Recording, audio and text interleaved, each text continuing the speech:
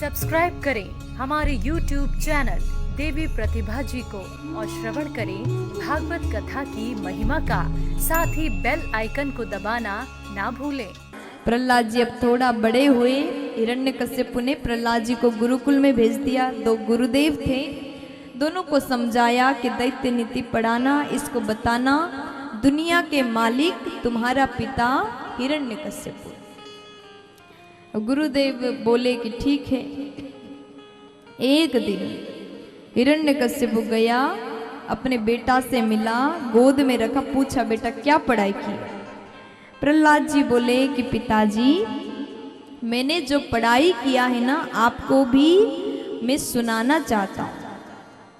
बोले सुनाओ क्या पढ़ाई की है।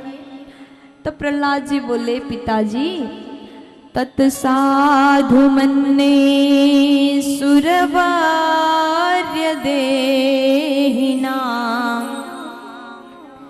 सदा समुद्विग्न धियाम सद्ग्रहात्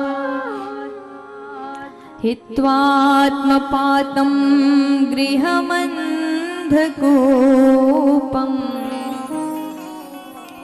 वनं गतो याधरिमाश्रयेत। पिताजी ये दुनिया अंधकूप है, अगर आप इस दुनिया में फंसोगे तो यहाँ से मुक्त होना बहुत मुश्किल है, इसलिए समय रहते ही भजन करो, नारायण नाम लो।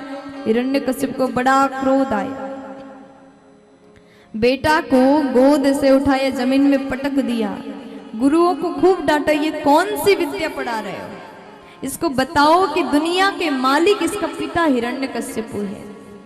गुरु लोग कहते हैं हमने ऐसा नहीं सिखाया है, पहले से सीख के आया है। लेकिन अब हिरण्यकश्यपु जैसे घर जाता है, और एक दिन प्रहलाद जी घर में आए, फिर गोद में रखा, बिठाया, पूछा बेटा क्या पढ़ के आए।